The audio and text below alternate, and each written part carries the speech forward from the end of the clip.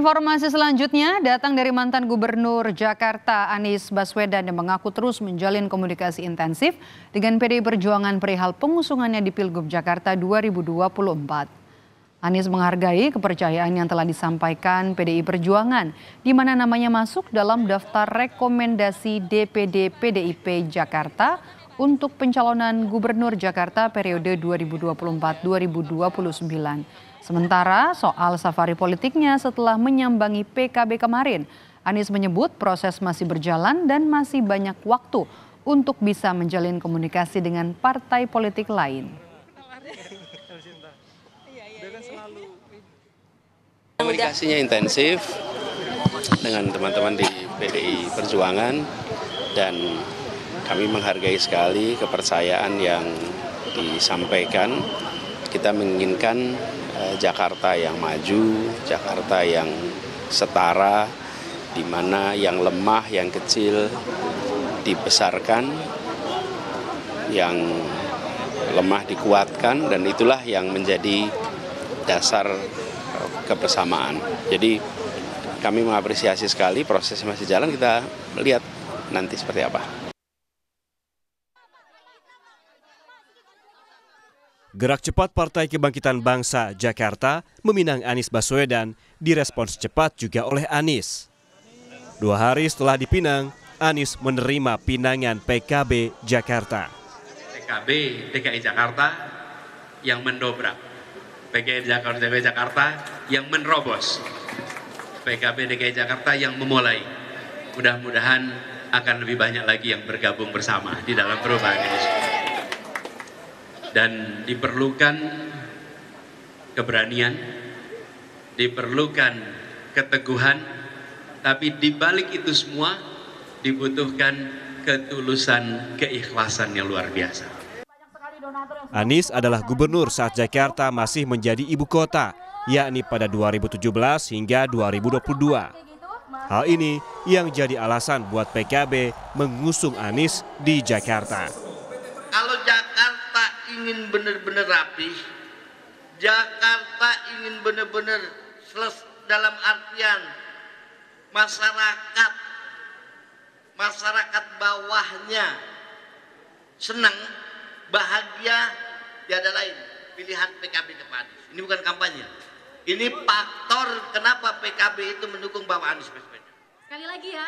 Tapi masih ada pekerjaan rumah buat Anies dan PKB supaya sah bisa mendaftar di Pilgub Jakarta, yakni mendapatkan lagi partai untuk berkoalisi, selain mendapatkan pasangan, yakni wakilnya di Pilgub. Saat ini, PDI Perjuangan dan Partai Solidaritas Indonesia atau PSI mengincar posisi menjadi pasangan Anies di Pilgub Jakarta. Kaisang Pangarep, putra bungsu Presiden Joko Widodo yang adalah Ketua Umum PSI, bersedia untuk disandingkan dengan Anies. Tidak masalah, saya kira itu juga baik, dan kita lihat kan juga Pak Anies juga kalau kita lihat surveinya sekarang juga yang paling tinggi. Jadi ya saya nggak masalah juga kalau nanti pun akan dipasangkan oleh Pak Anies. PDIP mengakui usulan mengusung Anies di Pilkada Jakarta muncul dari internal partai, namun masih dipertimbangkan. Salah satunya untuk menduetkan Anies dengan kader PDIP. KPU kan masih tidak sepakat dengan putusan MA. Jadi kami masih menghargai prosedur yang berlangsung dan kami tidak mau berandai-andai karena memang secara penetapan calon harusnya ya mengacu pada peraturan KPU yang sudah disepakati dan tidak berubah-ubah. Itu dulu. Lalu bagaimana dengan Partai Keadilan Sejahtera? PKS yang lebih dekat dengan Anies juga masih belum memberikan ketegasan mendukung Anies hingga dipinang PKB.